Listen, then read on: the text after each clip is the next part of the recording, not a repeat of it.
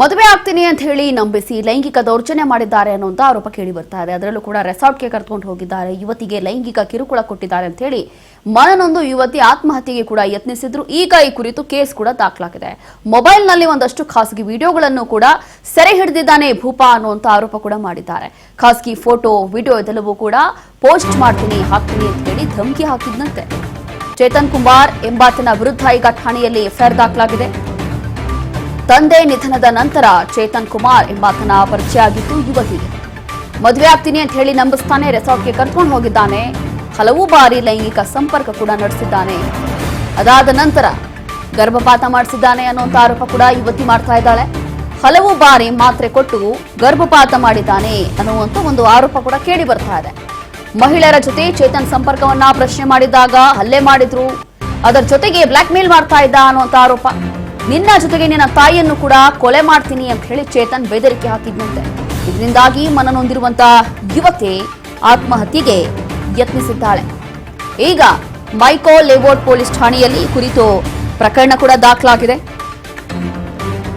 ಮನನೊಂದಿರುವಂತಹ ಯುವತಿ ಪೊಲೀಸ್ ಠಾಣೆ ಮೆಟ್ಟಲೇರಿದ್ದಾಳೆ. ಈಗ ಆತ್ಮಹತ್ಯೆಗೆ ಯತ್ನಿಸಿದ್ಲು. ಈಗ ಕೇಸ್ ದಾಖಲಾಗಿದೆ, ಎಫ್ಐಆರ್ ದಾಖಲಾಗಿದೆ. ಮದುವೆ ಆಗ್ತೀನಿ ಅಂತ ಹೇಳಿ ನಂಬಿಸ್ತಾನೆ. ಅದಾದ ನಂತರ ಈ ರೀತಿಯಾಗಿ ಚೇತನ್ ಕುಮಾರ್ ಈ ಯುವತಿಗೆ ಮದುವೆ ಆಗ್ತೀನಿ ಅಂತ ಹೇಳಿ ನಂಬಿಸಿ ಅದಾದ ನಂತರ ರೆಸಾರ್ಟ್ಗೆ ಕರ್ಕೊಂಡು ಹೋಗಿ ಹಲವು ಬಾರಿ ಲೈಂಗಿಕ ಕಿರುಕುಳ ಕೊಟ್ಟಿದ್ದಾನೆ, ಮೆಂಟಲಿ ಡಿಸ್ಟರ್ಬ್ ಮಾಡಿದ್ದಾನೆ ಅನ್ನುವಂಥದ್ದು ಕೂಡ ಈಗ ಯುವತಿ ಮಾಡ್ತಾ ಇರುವಂತ ಗಂಭೀರ ಆರೋಪ. ಅದರ ಜೊತೆಗೆ ಖಾಸಗಿ ವಿಡಿಯೋಸ್ಗಳನ್ನ ಫೋಟೋಸ್ಗಳನ್ನ ಇಟ್ಕೊಂಡು ಬ್ಲಾಕ್ ಮೇಲ್ ಮಾಡ್ತಾ ಇದ್ದಂತೆ, ಅದನ್ನ ಪೋಸ್ಟ್ ಮಾಡ್ತೀನಿ ಅಂತ.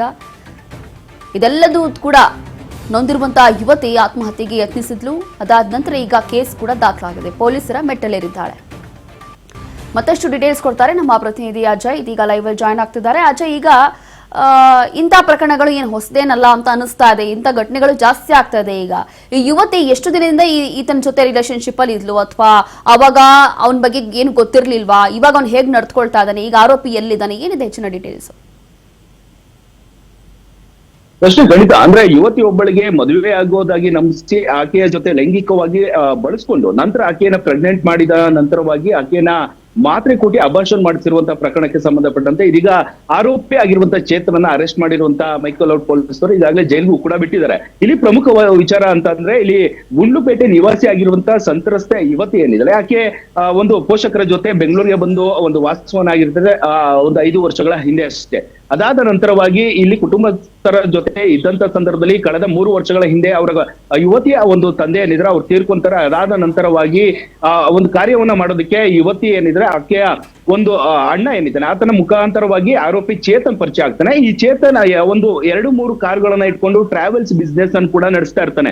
ಯಾವಾಗ ಅಣ್ಣನ ಮೂಲಕವಾಗಿ ಈಕೆ ಸಂತ್ರಸ್ತೆ ಪರಿಚಯ ಆಗ್ತಾಳೋ ನಂತರವಾಗಿ ಆಕೆಯ ಜೊತೆ ಸಂಪರ್ಕವನ್ನ ಸಾಧಿಸೋದಕ್ಕೆ ಆಕೆಯ ನಂಬರ್ನ ಪಡ್ಕೊಂಡಂತ ಆರೋಪಿ ಚೇತನ್ ಆಕೆಗೆ ಮೆಸೇಜ್ ಮಾಡುವ ಮೂಲಕವಾಗಿ ಪರಿಚಯನ ಮಾಡ್ಕೊಂತಾರೆ. ಅದಾದ ನಂತರವಾಗಿ ಚಾಟಿಂಗ್ ಕೂಡ ನಡೀತಾ ಇರುತ್ತೆ. ಇದರ ಮಧ್ಯದಲ್ಲಿ ನೇರವಾಗಿ ಆರೋಪಿ ಏನಿದ್ದಾನೆ ಚೇತನ್ ಆಕೆಗೆ ಒಂದು ಪ್ರಪೋಸಲ್ ಮಾಡ್ತಾನೆ, ನಾನು ಮದುವೆ ಆಗ್ತೀನಿ ಅಂತ ಹೇಳ್ಕೊಂಡಂತ ಸಂದರ್ಭದಲ್ಲಿ ಕೂಡ ಯುವತಿ ಮೊದಲಿಗೆ ಬೇಡ ಅಂತ ಹೇಳ್ತಾಳೆ. ಆ ನಂತರವಾಗಿ ಅವರ ಪೋಷಕರ ಜೊತೆ ಹೋಗಿ ಮಾತನಾಡಿ ಕನ್ವಿನ್ಸ್ ಮಾಡುವಂತ ಕೆಲಸವನ್ನ ಕೂಡ ಮಾಡ್ತಾನೆ. ಅದಾದ್ರೆ ಇಲ್ಲಿ ಯುವತಿಯ ತಾಯಿ ಏನಿದ್ರೆ ಅವರು ಕ್ಯಾಸ್ಟ್ ವಿಚಾರದಲ್ಲಿ ಮದುವೆ ಆಗೋದಿಕ್ಕೆ ಮಾಡ್ಕೊಡೋದಿಕ್ಕೆ ಒಪ್ಕೊಳ್ಳೋದಿಲ್ಲ. ಇದಾದ ನಂತರವಾಗಿ ಸತತವಾಗಿ 2-3 ಬಾರಿ ಅವರ ತಾಯಿನ ಕನ್ವಿನ್ಸ್ ಮಾಡ್ತಾನೆ, ಓಕೆ ಒಳ್ಳೆ ಹುಡುಗ ಅಂತ ಹೇಳಿ ಅವರು ಕೂಡ ಒಪ್ಕೊಂತಾರೆ. ಇದಾದ ನಂತರವಾಗಿ ಯುವತಿಯ ಜೊತೆ ಸಂಪರ್ಕವನ್ನ ಸಾಧಿಸಿದ ನಂತರವಾಗಿ ಕೆಲವೊಂದಷ್ಟು ರೆಸಾರ್ಟ್ ಗೆ ಕರ್ಕೊಂಡು ಹೋಗ್ತಾನೆ. ಅಲ್ಲಿ ಒಂದು ಲೈಂಗಿಕವಾಗಿ ಬಳಸ್ಕೊಂತಾನೆ. ಜೊತೆಗೆ ಆ ಒಂದು ಸಂದರ್ಭದಲ್ಲಿ ಖಾಸಗಿ ಕ್ಷಣದ ವಿಡಿಯೋಗಳನ್ನು ಕೂಡ ಆತ ಮಾಡ್ಕೊಂಡಿರ್ತಾನೆ. ಕೇವಲ ರೆಸಾರ್ಟ್ ಅಲ್ಲ, ಬೆಂಗಳೂರಿನ ಹಲವು ಭಾಗದಲ್ಲಿ ಕರ್ಕೊಂಡು ಹೋಗ್ತಾನೆ. ಬೇರೆ ಬೇರೆ ಸ್ಥಳಕ್ಕೆ ಕರ್ಕೊಂಡು ಹೋದಂತ ಸಂದರ್ಭದಲ್ಲಿ ಲಾಡ್ಜ್ ಮಾಡುವಂತದ್ದು, ರೂಮ್ ಮಾಡುವಂತದ್ದು, ಅಲ್ಲಿ ಲೈಂಗಿಕವಾಗಿ ಆಕೆಯನ್ನ ಬಳಸ್ಕೊಳ್ಳುವಂತ ಕೆಲಸವನ್ನ ಕೂಡ ಮಾಡ್ತಾನೆ.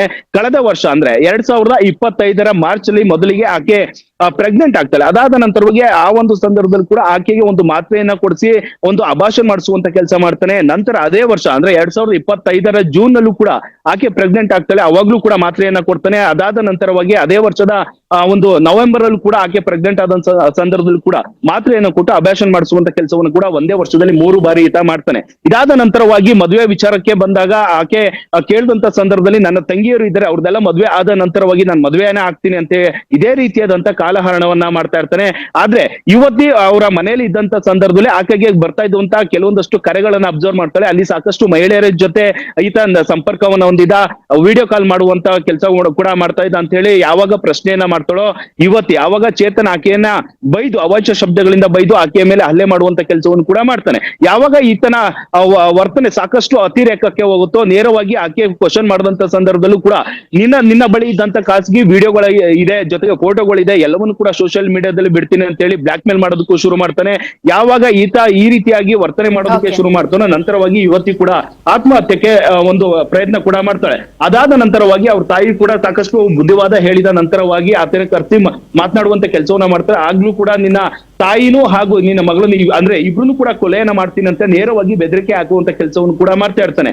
ಇದಾದ ನಂತರವಾಗಿ ಇದೀಗ ಅಂದ್ರೆ ಈ ಕಳೆದ ತಿಂಗಳು ಮೇ 30ರಂದು ಮೈಕಲ್ ಪೊಲೀಸ್ ಠಾಣೆಗೆ ಯುವತಿ ದೂರನ್ನ ಕೊಡ್ತಾಳೆ. ಈ ದೂರನ್ನ ಆಧರಿಸಿದ ನಂತರವಾಗಿ ಪೊಲೀಸರು ಮೊದಲಿಗೆ ಬಾರಿಗೆ ದೂರನ್ನ ಕೊಟ್ಟರು ಕೂಡ ಯಾವುದೇ ರೀತಿಯಾದಂತ ಇಮಿಡಿಯೇಟ್ ಆಗಿ ಅರೆಸ್ಟ್ ಮಾಡುವಂತ ಕೆಲಸವನ್ನ ಮಾಡೋದಿಲ್ಲ. ಯಾಕೆಂದ್ರೆ ಮೈಕಲ್ ಸ್ಟೇಷನ್ ಮುಂಭಾಗದಲ್ಲೇ ಆರೋಪಿಯ ಮನೆ ಇದೆ ಅನ್ನೋದು ಕೂಡ ಗೊತ್ತಿದೆ. ಆರೋಪಿಯ ವಿರುದ್ಧವಾಗಿ ಸಾಕಷ್ಟು ಸಾಕ್ಷಿಗಳ ಸಮೇತವೂ ಕೂಡ ದೂರನ್ನ ಕೊಡ್ತಾರೆ. ಆದ್ರೆ ಪೊಲೀಸ್ನವರು ಮಾಡೋದು ಮಾತ್ರ ಇಮಿಡಿಯೇಟ್ ಆಗಿ ಆಕ್ಷನ್ ತಗೊಳ್ಳುವಂತ ಕೆಲಸವನ್ನ ಮಾಡೋದಿಲ್ಲ, ಅರೆಸ್ಟ್ ಮಾಡುವಂತ ಕೆಲಸವನ್ನು ಕೂಡ ಮಾಡೋದಿಲ್ಲ. ಇದಾದ ನಂತರವಾಗಿ 15 ದಿನಗಳ ನಂತರವಾಗಿ ಆರೋಪಿನ ಅರೆಸ್ಟ್ ಮಾಡ್ತಾರೆ. ಸದ್ಯ ಆತ ಜೈಲಿನಲ್ಲಿದ್ದಾನೆ. ಜೊತೆಗೆ ಅಲ್ಲಿ ಸ್ಪಷ್ಟವಾಗಿ FIR ನಲ್ಲಿ ಉಲ್ಲೇಖ ಆಗಿದೆ ಯಾವ ರೀತಿಯಾಗಿ ನಾವು ಎಷ್ಟು ಬಾರಿ ಆತ ಒಂದು ಅಭಾಷಣ ಮಾಡಿಸಿದ, ಯಾವ ಡೇಟ್ ಅಲ್ಲಿ ಎಲ್ಲೆಲ್ಲಿ ಕರ್ಕೊಂಡು ಹೋಗಿದ್ದ, ಎಷ್ಟು ಬಾರಿ ಅಭಾಷಣ ಮಾಡಿಸಿದ, ಜೊತೆಗಾಗಿ ಆ ಒಂದು ಬೆದರಿಕೆಯನ್ನು ಹಾಕಿದ, ಬ್ಲಾಕ್ ಮೇಲ್ ಮಾಡಿದ್ದ, ಜೊತೆಗೆ ಯುವತಿ ಬಳಿಯೇ ಒಂದು 5 ಲಕ್ಷ ಹಣವನ್ನು ಕೂಡ ಆತ ಪಡ್ಕೊಂಡಿದ್ದಾನೆ. ಅಂದ್ರೆ ಅಕೌಂಟ್ ಥ್ರೂ ಕೆಲವೊಂದಷ್ಟು ಹಣವನ್ನ, ಜೊತೆಗೆ ನಗದು ರೂಪದಲ್ಲಿ ಕೂಡ ಹಣವನ್ನ ಪಡ್ಕೊಂಡಿರೋದು ಕೂಡ ಸಾಕ್ಷಿ ಸಮೇತ ಕೂಡ ಈಗಾಗಲೇ FIR ನಲ್ಲಿ ಉಲ್ಲೇಖ ಆಗಿದೆ. ಸದ್ಯ ಆರೋಪಿ ಈಗ ಅರೆಸ್ಟ್ ಆಗಿ ಜೈಲಿನಲ್ಲಿ ಇದ್ದಾರೆ. ಸಾಕಷ್ಟು ವಿಚಾರಣೆಗಳು ಕೂಡ ನಡೀತಾ ಇದೆ. Yes sir, thank you Ajay ನಿಮ್ಮೆಲ್ಲ ಡೀಟೇಲ್ಸ್ಗಾಗಿ.